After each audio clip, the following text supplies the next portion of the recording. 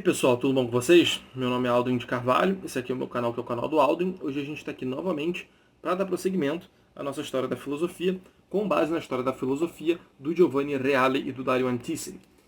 Hoje a gente, terminou de falar de Guilherme de Ockham, no último vídeo, na verdade, e hoje a gente começa a falar do finzinho da filosofia escolástica. Esse vídeo é justamente para dar um panorama de como que as coisas se desenvolveram a partir do Ockham. E nos próximos vídeos a gente vai falar justamente sobre alguns últimos autores.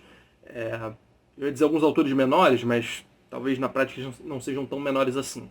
Mas do ponto de vista aqui da história da filosofia, vão ter um papel menos relevante. A gente vai introduzir isso hoje.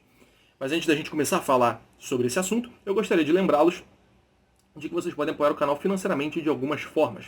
E quais são essas formas, vocês devem estar se perguntando. Primeiro, vocês podem comprar os livros do Reale pelos links na descrição. Todos eles, das duas edições que estão disponíveis, bem como todos os 7 volumes desta e os 3 volumes da outra, estão aí na descrição do vídeo. Vocês podem clicar pelo link, vocês serão redirecionados para a Amazon e lá vocês podem comprar normalmente. Não vai mudar nada, mas eu vou ganhar uma comissão em cima disso. Então vocês me ajudam, para vocês dar no mesmo, todo mundo sai feliz. Além disso, você pode fazer uma doação pontual pelo Pix, pelo Super Chat durante alguma live, ou pelo botão Valeu, que está aí embaixo. O Pix está embaixo também, inclusive. Mas a melhor ajuda que você pode me dar, certamente, é o apoio pelo Apoia-se. O Apoia-se, para quem não sabe, é uma plataforma de apoio mensal em que você seleciona qualquer valor, no meu caso a partir de R$2, para me doar mensalmente. Você fazendo isso, pode pensar que R$2 é pouco, mas se cada inscrito meu me desse R$2, eu estaria com a minha vida financeira bastante bem resolvida no momento.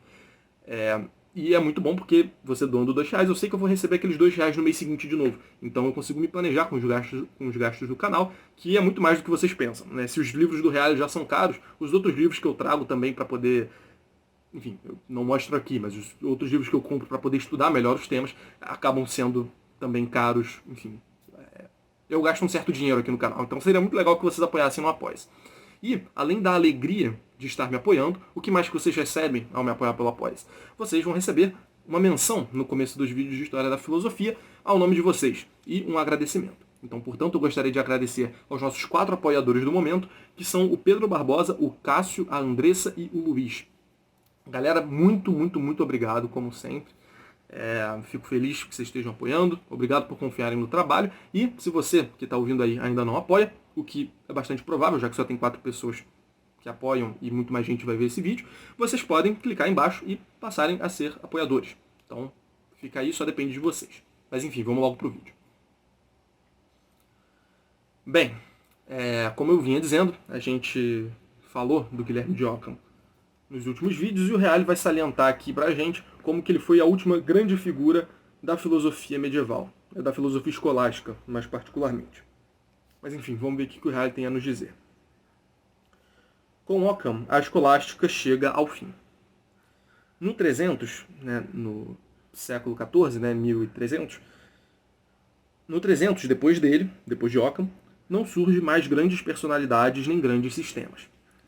Então, o que a gente viu anteriormente, em outros autores também, mas principalmente em São Tomás de Aquino, em Duns Scotus, acho que dá pra gente colocar São Boaventura aí também, o que a gente viu nesses autores, e finalmente o que a gente viu no Ockham, que é justamente como ele coloca aqui, um sistema de conhecimento, de metafísica e de ciência, não vai aparecer de novo em nenhum outro autor. De fato, a gente teve esses pontos altos, mas depois disso, os gênios param de aparecer, por assim dizer. E como ele vai dizer aqui, nascem as escolas. Não há essas grandes figuras, mas nascem as escolas a partir dos nomes dessas figuras. Então, o tomismo, o escotismo e o occamismo, que lutam entre si, repensando e frequentemente polemizando sobre as afirmações de seus respectivos mestres. Então a gente vê aí que, no século XIII, a gente vai ver justamente o florescimento dessas tradições, que vão surgir dos grandes nomes que a Idade Média deixou pra gente. Mas grandes nomes, propriamente ditos, não aparecerão mais nenhuns, de acordo com ele. Então a gente vê aqui, eles repensam e polemizam em torno das afirmações dos mestres, mas ninguém traz nada de relevante o suficiente a ponto de criar uma nova escola. Tudo na linha do que esses grandes homens já tinham pensado antes. Diante do tomismo e do escotismo, que representam uma via antiqua, né, uma via antiga, um meio antigo, um caminho antigo, o occamismo se impõe como a via moderna, enquanto é pragmaticamente crítico em relação à tradição escolástica. Então, nesse período em que há essas tradições disputando entre si, argumentando entre si em favor de seus mestres, a gente vai ter Duns Scotus e Tomás representando a tradição, representando a metafísica, a gente poderia dizer. E o Occam, como vocês viram nos últimos vídeos, ele faz críticas ferrenhas à metafísica. Enfim, naquele contexto todo das preocupações dele, em salvaguardar a onipotência divina, aí chega ao primado do indivíduo, na Valha de Occam e tudo mais. Né?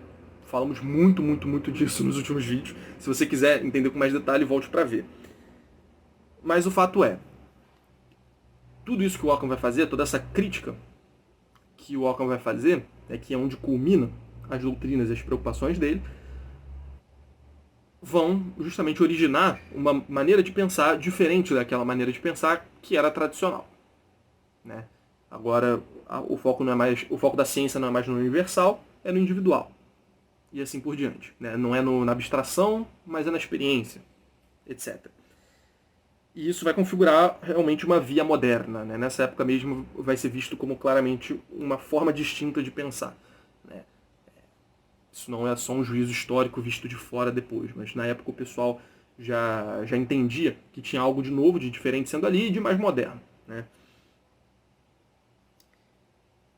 Apesar das proibições e condenações, tal orientação, a de Occam, né, vai corroendo lentamente os antigos sistemas e fazendo emergir instâncias e princípios que lentamente se reuniriam em nova visão de mundo. Né, então vejam, o Occam, no primeiro momento, ele já vai mencionar mais detalhes sobre isso. Mas o Occam, no primeiro momento, foi condenado. Né, as suas teses foram, muitas delas, condenadas. Condenação, inclusive, que foi reiterada depois. E, ainda assim, o poder das doutrinas dele não pôde ser contido por essas proibições. Né, elas continuaram sendo, né, as doutrinas, continuaram sendo influentes na Universidade de Paris, enfim, em outras universidades, mesmo que elas não pudessem ser discutidas. Então, a gente vê novamente aí, né, não é a primeira vez que isso acontece na Idade Média que a gente está estudando, não é a primeira vez que as proibições acabam não adiantando. Né? O próprio pensamento de Tomás, em uma série de suas doutrinas, também foi condenado por um tempo. Né? Enfim, então, lentamente esses antigos sistemas vão se diluindo por causa dessa nova preocupação mais moderna do Occam, e isso vai dando lugar a essa nova maneira de pensar que, em última instância, vai levar à modernidade, como a gente vai ver aí ao longo dos próximos meses. Em 25 de setembro de 1339, a leitura de Occam é proibida em Paris, proibição reafirmada em 29 de dezembro de 1340, ou seja, um ano depois, no que se refere às suas teses principais. Então, as teses principais do Occam foram condenadas. Ele menciona aqui a Universidade de Paris, né, que era justamente, sempre foi um grande centro da filosofia, da teologia. Né. Apesar disso, então, apesar das doutrinas principais dele terem sido proibidas, provavelmente na universidade mais importante da época, ao menos do ponto de vista da filosofia e da teologia, era a universidade mais importante da época, o occamismo conquista terreno nas maiores universidades, com homens dedicados a mostrar. E ele vai citar várias coisas que os discípulos do Occam virão a defender. Então essa influência vai, por exemplo, chegar a autores que pretendem mostrar a inconsistência da cosmologia aristotélica. E ele cita aqui João Buridan, eu acho que é Buridan que fala, e Nicolau Oresme. Duas figuras aí influenciadas por Occam e por esse espírito do occamismo, e que começaram a fazer críticas cosmológicas à doutrina aristotélica. Além deles, a gente tem alguns que procuram mostrar a inconciliabilidade da fé com a razão em nome de um conceito de ciência mais rigoroso. Então, vai enfatizar não mais a questão cosmológica, mas a questão da fé e da razão, como essas coisas, no fim das contas, são inconciliáveis. E ele cita aqui, né, Nicolau de Autrecourt, que eu acho que pronuncia desse jeito também, e o próprio Jean Buridan. Então, Jean Buridan vai ter esse duplo papel aí, né? Vai trabalhar a questão da cosmologia, mas também vai pegar esse lado da fé e da razão. E por fim, vão ter alguns que vão defender a necessidade da reforma radical da igreja, como eu mencionei no penúltimo vídeo. como o inglês João Wycliffe e o boêmio João Hus, que eu acho que se pronuncia assim também. Bom, esses autores que a gente acabou de ver aqui, que eu acabei de mencionar, como eu disse, eles vão defender a inconsistência da cosmologia aristotélica, em seguida, inconciliabilidade entre fé e razão com base numa certa visão de ciência, e a necessidade de reforma da igreja. São 3 consequências bastante imediatas ali do ocamismo já no século XIV. E, enfim, entrando um pouco no XV, alguns desses autores morreram no XV. Mas, enfim, são consequências que a gente já vai ver no século XIV os seus frutos. E, enfim, é justamente desse conjunto de autores que vão defender essas 3 teses, essas 3 mudanças de perspectiva, que, enfim, é justamente sobre esses autores que serão os próximos vídeos, que vão justamente fechar esse nosso momento aqui da filosofia medieval. Mas enfim, gente, esse foi o vídeo. Eu espero muitíssimo que vocês tenham gostado. Não se esqueçam de fazer tudo aquilo que eu sempre digo para vocês fazerem. Curtir, comentar, favoritar o vídeo e se inscrever no canal. Apoiar o canal financeiramente, isso é importantíssimo. Mas o mais importante, como eu sempre saliento também, é que vocês divulguem esse vídeo para alguém que vocês acharem que possa se interessar pelo assunto.